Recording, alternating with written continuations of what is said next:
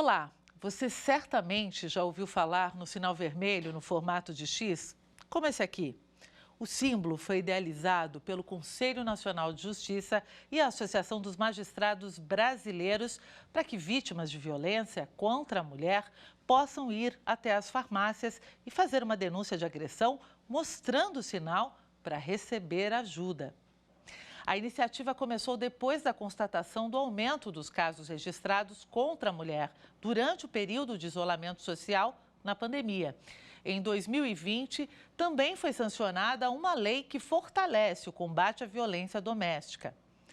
Vamos saber mais sobre esse assunto no Preservar a Lei, que começa agora. Uma em cada 4 mulheres acima de 16 anos foi vítima de algum tipo de violência no último ano durante a pandemia da Covid-19 no Brasil.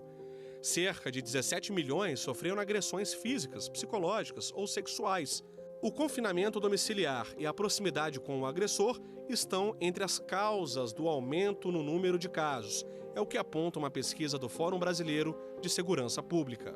Para manter o pleno funcionamento da rede de apoio às vítimas, mesmo com as restrições impostas pela pandemia, foi sancionada uma lei que define como essenciais os serviços e as atividades de atendimento a mulheres, crianças, adolescentes, pessoas idosas e cidadãos com deficiência, vítimas de violência doméstica ou familiar.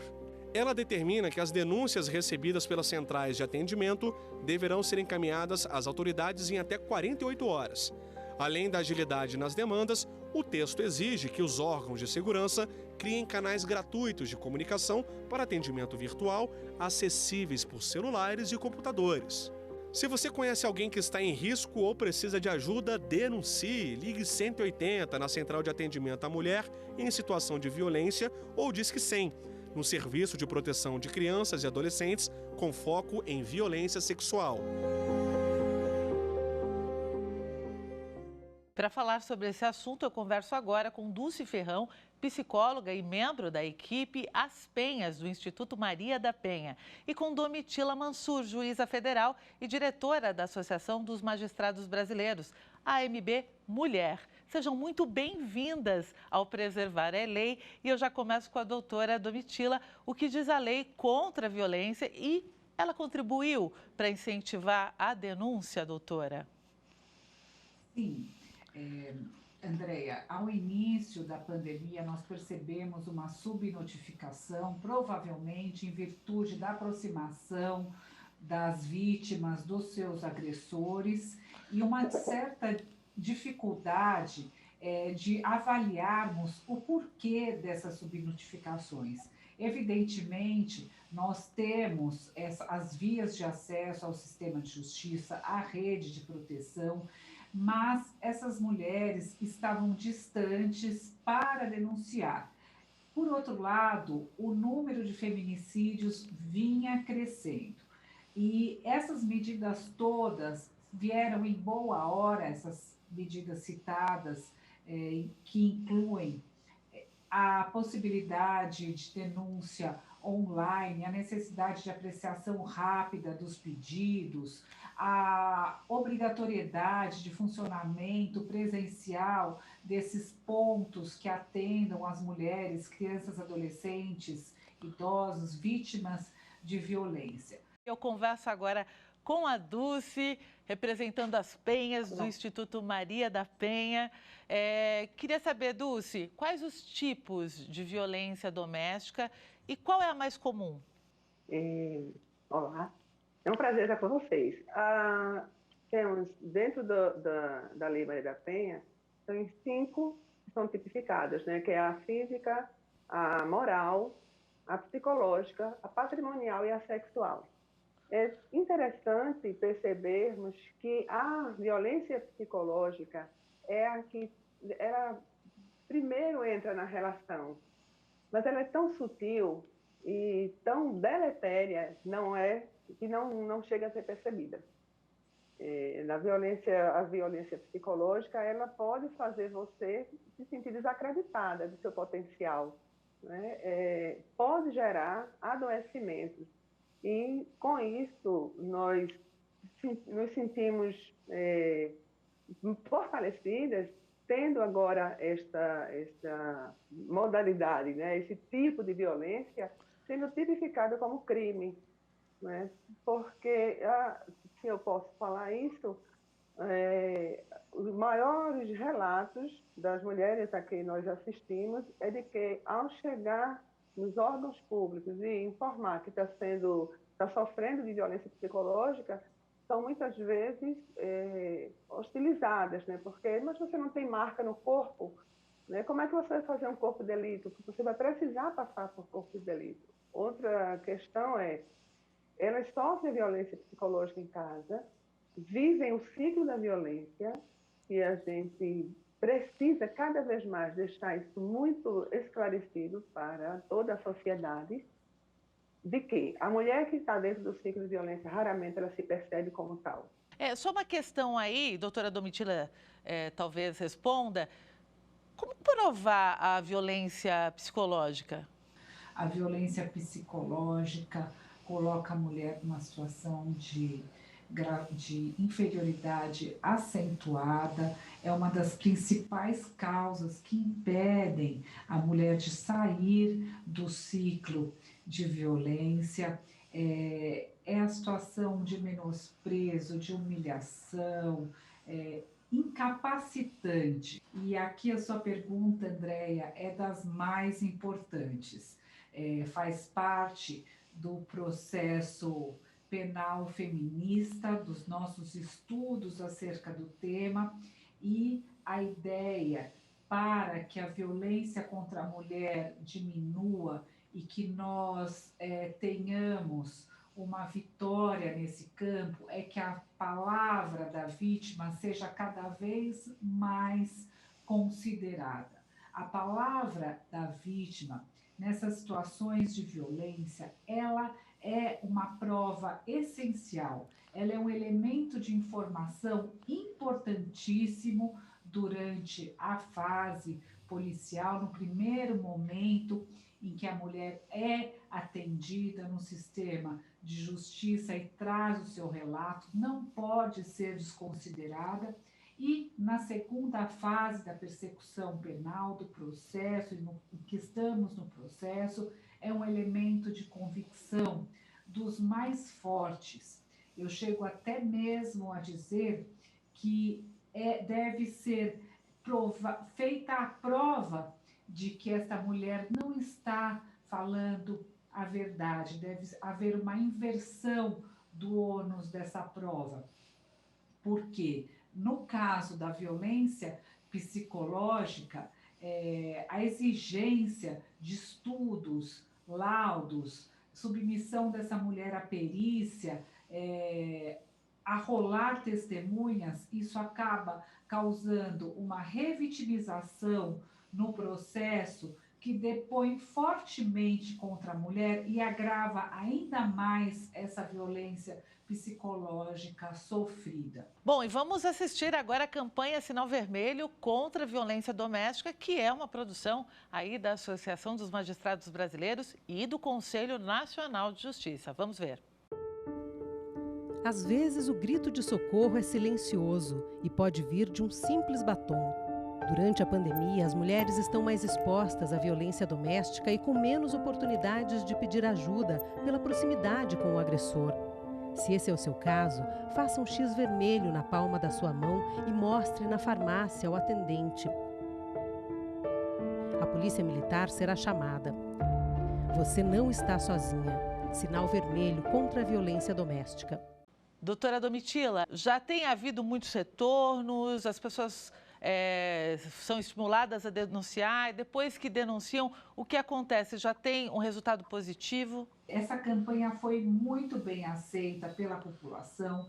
Isso, se por um lado nos entristece o aumento da violência contra a mulher, não é, doutora Dulce? É algo que nos deixa muito tristes como pessoas, como profissionais. Por outro lado, a aceitação da população da campanha Sinal Vermelho, os pedidos inúmeros que nós tivemos, a adesão de pessoas conhecidas pela população querendo colaborar. Agora, recentemente, nós tivemos a adesão do Banco do Brasil, que é o nosso primeiro banco, e eu tenho certeza que vai trazer uma força diferente à nossa campanha, que é uma campanha de responsabilidade social, é uma campanha de solidariedade, porque nós não podemos deixar essas mulheres vítimas de violência sem um amparo estatal, evidentemente, mas nós não podemos nos calar diante da violência contra a mulher. Dulce, aí eu gostaria de te perguntar, como que é essa relação entre vítima e agressor? Mesmo depois de tantas agressões, quais as condições que essa mulher tem para fazer uma denúncia? É importante pontuação, Andréa. Como eu te falei antes, a dificuldade primeira dela reconhecer que está vivendo uma situação abusiva, né? Como eu te falei também, esse homem ele não vai chegar já como algoz.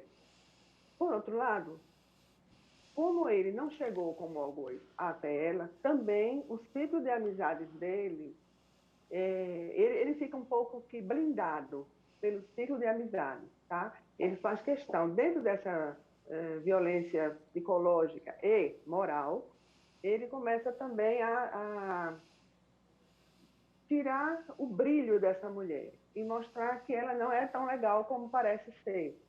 É comum dizer que ela é louca. É muito difícil, eu tenho observado, a gente observa nas nossas assistidas, o desespero que elas têm, porque existe um afeto maior.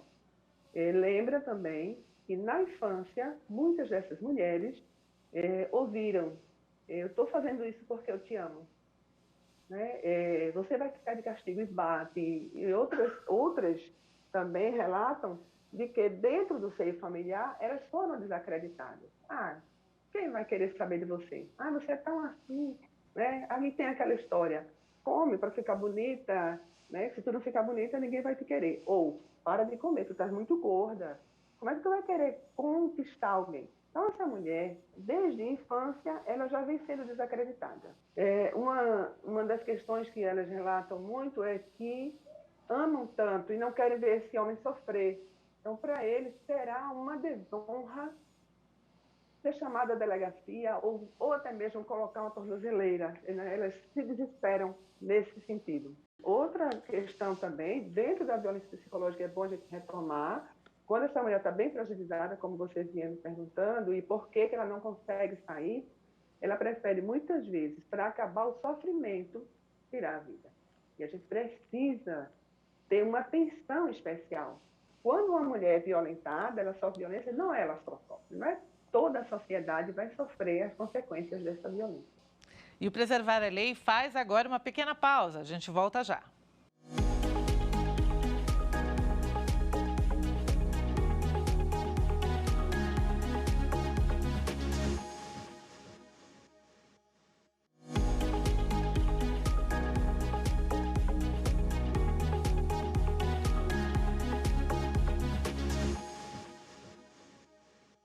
Preservar a Lei está de volta e o assunto hoje é violência doméstica. 2020 foi marcado pelo aumento da violência doméstica agravada pela pandemia de Covid-19. A pesquisa realizada pelo Fórum Brasileiro de Segurança Pública, a pedido do Banco Mundial, apontou crescimento de 431% dos relatos de agressões entre fevereiro e abril. Os relatos de brigas de casal com indícios de violência doméstica subiram 4 vezes. E agora eu pergunto para a doutora Domitila, depois que a vítima denuncia a agressão, quais são os desdobramentos? Ela tem medidas protetivas? Sim, as medidas protetivas, eu costumo dizer, elas são o coração da Lei Maria da Penha. Elas têm por objetivo impedir que essas agressões sejam reiteradas, elas têm por objetivo colocar essa mulher e essa família em segurança. Ela pode até mesmo estabelecer pensão alimentícia para os filhos, estabelecer em um primeiro momento a guarda provisória, tem a questão relacionada ao afastamento do agressor do lar comum, a proibição de contato, a proibição de aproximação, e agora, com a aprovação do pacote Basta, que nós esperamos seja sancionado pelo presidente da República, nós também teremos a possibilidade de a mulher que esteja sofrendo psicologicamente com a presença do marido, também alegue essa questão para receber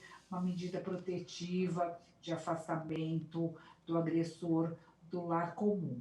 O descumprimento das medidas protetivas de urgência, Andréia, acarreta não só a possibilidade da decretação da prisão preventiva, como também pode tipificar o único crime que é previsto na Lei Maria da Penha, que é o crime de descumprimento da medida protetiva de urgência.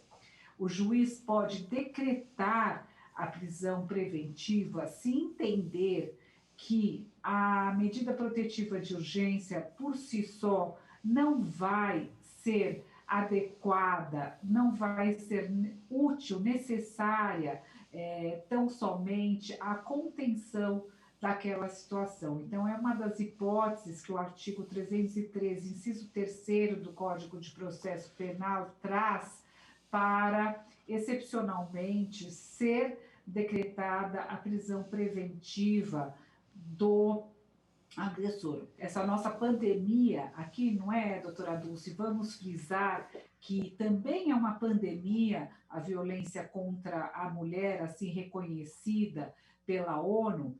Muitos crimes são apenados de forma muito branda e, portanto, não há espaço, num primeiro momento, para a decretação da prisão preventiva. Mas pode ficar demonstrado que a aplicação da medida protetiva de urgência naquele determinado caso concreto não será adequada para manter essa mulher em segurança. Nessa situação, o juiz pode sim decretar a prisão preventiva, e também pode ser que o crime não seja apenado de forma rigorosa pelo Código Penal ou legislação penal especial, mas que ele já tenha descumprido uma medida protetiva de urgência. E não são poucos os casos. Eu trabalho muito no plantão e não raras vezes eu vejo situações em que o agressor aparece novamente descumprindo uma medida protetiva de urgência contra a mesma vítima. Ou, infelizmente, já é pessoa que tem no seu histórico criminal marcas de violência contra outras mulheres. E a ONU vem recomendando aos países, desde o início da pandemia, uma série de medidas para combater e prevenir a violência doméstica.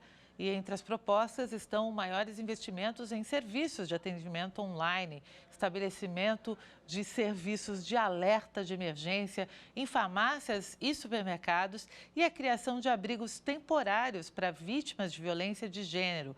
25% das mulheres a partir de 15 anos são vítimas da violência de gênero. Vamos ouvir agora o apelo do secretário-geral das Nações Unidas, Antônio Guterres. We know lockdowns and quarantines are essential to suppressing COVID-19. We have seen a horrifying global surge in domestic violence. In some countries, the number of women calling support services has doubled. Meanwhile, healthcare providers and police are overwhelmed and understaffed. Local support groups are paralyzed or short of funds. Some domestic violence shelters are closed, others are full.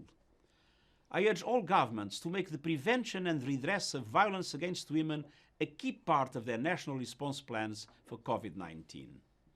That means increasing investment in online services and civil society organizations, making sure judicial systems continue to prosecute abusers, setting up emergency warning systems in pharmacies and groceries, declaring shelters as essential services, and creating safe ways for women to seek support without alerting their abusers.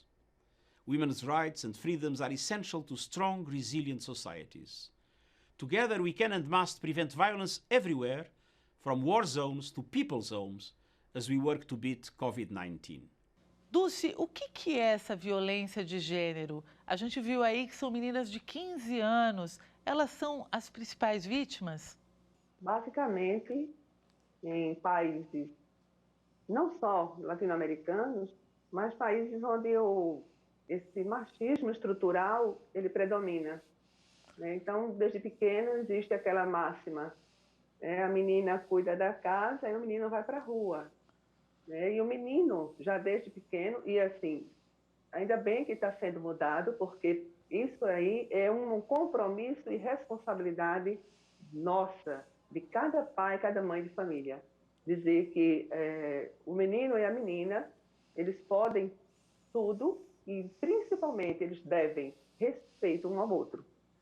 Então, a partir da infância, essa predominação do macho sobre a fêmea, ela deteriora as relações, digamos assim.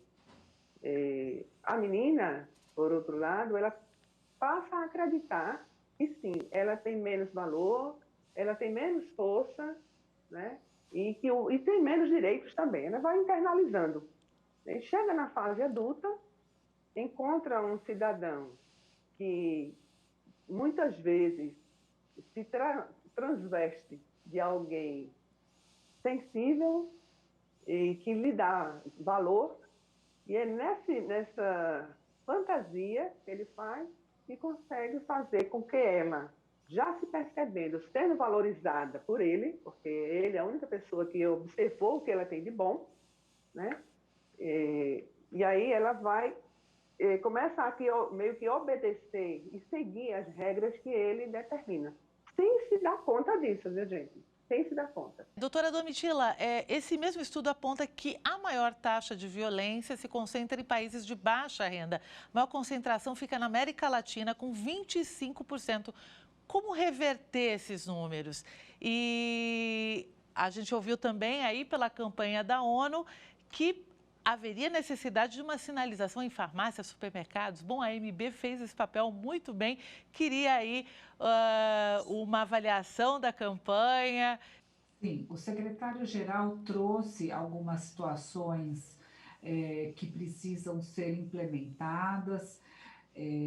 Os canais, a abertura dos canais de denúncia. A ONU também traz algumas situações que identificam o porquê de as mulheres, as meninas não denunciarem.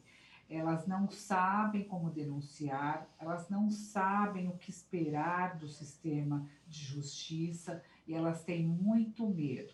Então, a construção de uma estrutura que vá propiciar um acesso fácil dessa mulher, dessa menina ao sistema de justiça. E um acesso que, além de ser fácil, a leve a um espaço acolhedor, onde ela não seja estereotipada, onde a notícia da violência não seja tratada como algo de somenos importância, onde ela seja ouvida e seja realizado um processo e um julgamento com perspectiva de gênero.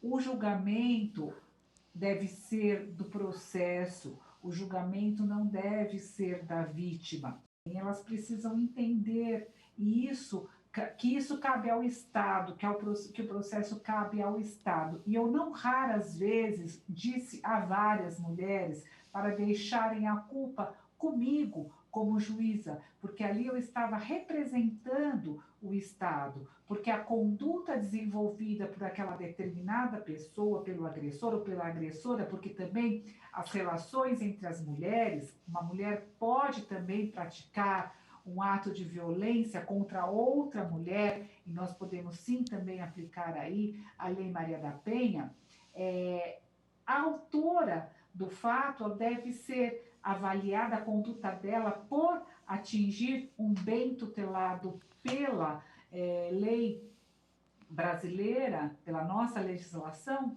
deve ser avaliada por um magistrado, por uma magistrada. Então, não é a vítima que tem que avaliar essa conduta e se sentir culpada. Então, isso ainda existe. O desenvolvimento de campanhas, nós tivemos também, ouvindo a doutora Dulce, eu me lembrei, nós tivemos muita preocupação com o risco que essas mulheres poderiam se expor.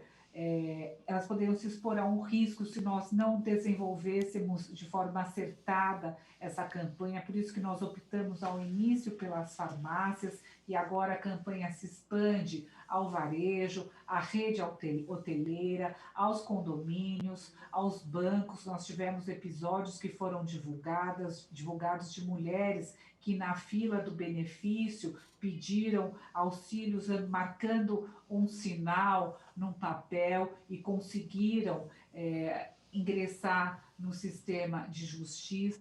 Nós precisamos dar visibilidade à violência. Então, tudo isso vai contribuir, respondendo a sua pergunta inicial, para que a violência diminua, tomando todas essas providências, abrindo esses acessos de denúncia online, permitindo que essas mulheres encontrem a justiça de uma forma mais efetiva, em um ambiente mais acolhedor. Gente, infelizmente nosso tempo acabou, mas eu agradeço a participação de vocês duas aqui no Preservar a Lei.